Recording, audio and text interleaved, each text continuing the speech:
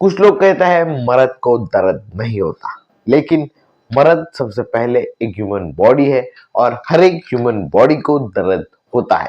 और इसी दर्द को कम करने के लिए ह्यूमन बॉडीज सबसे पहले जाते हैं भागकर पेन किलर्स की तरफ। इसीलिए हमारे पास आज है tolperisone hydrochloride 150 mg and diclofenac sodium 50 mg। ये है एक पेन किलर। तो दर्द को कम करने की दवा, इसी चीज को कहा जाता है पेन किलर्स।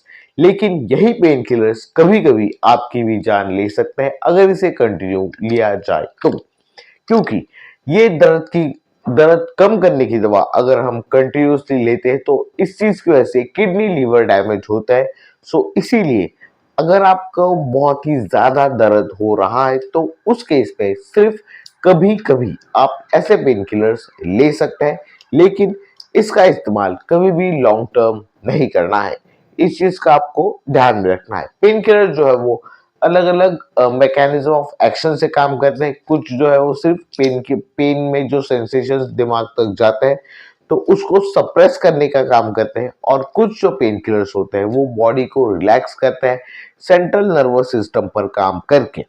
तो इस तरह से अलग अलग कैटेगरीज के पेन किलर्स होते हैं हमारे पास। मैंने ये आपको दिखा दिया। देन दूसरा है डेक्स कीटोप्रोफेन एंड पैरासिटामोल टैबलेट। ये भी एक टाइप की पेन किलर है। तो ऐसे different different pain killers market में अवेलेबल होते हैं।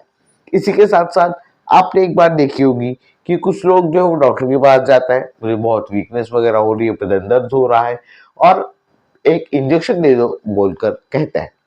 डॉक्टर्स इंजेक्शन देते हैं, पेशेंट रिलैक्स फील करने लगता है, पेशेंट हो जाता है खुश और मानने लगता है डॉक्टर को ही भगवान।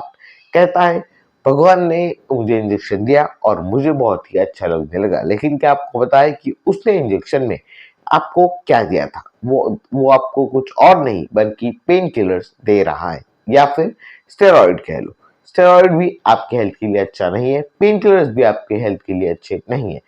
दर्द किस चीज की वजह से हो रहा है उस चीज पर फोकस करके उस चीज को जड़ से ही उखाड़ना जरूरी है। मान लीजिए आपके हाथ की हड्डी टूट गई, उससे बहुत ज्यादा दर्द हो रहा है, तो टेम्पररी तौर पर आप पेन किलर्स ले सकते हैं। तो आप मुझे बात बताइए, अगर आपकी हड्डी टूट गई तो क्या आप पूरी उस हड्डी जुड़ने तक क्या पेन किलर्स खाते रहेंगे? नहीं।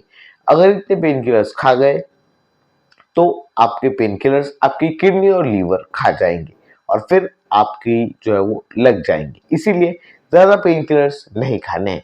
तो हड्डी जुड़ने के लिए कौन सी चीज आप करेंगे?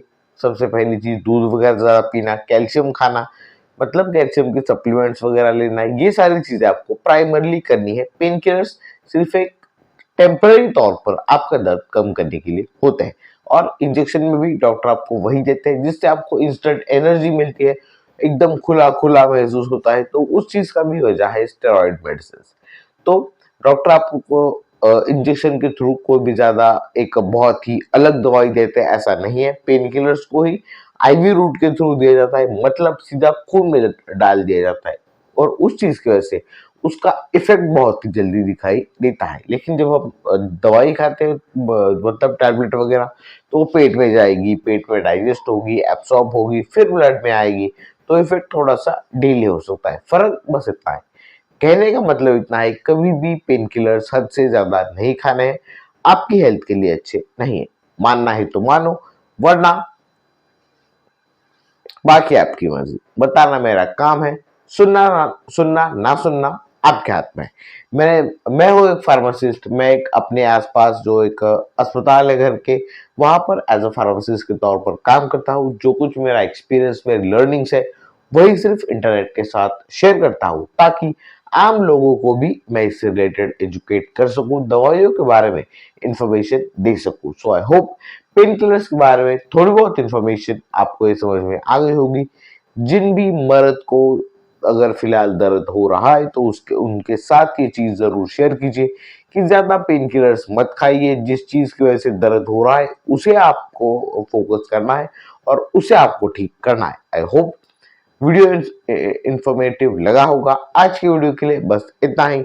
फिर मिलते हैं अगली वीडियो में। Till then good bye.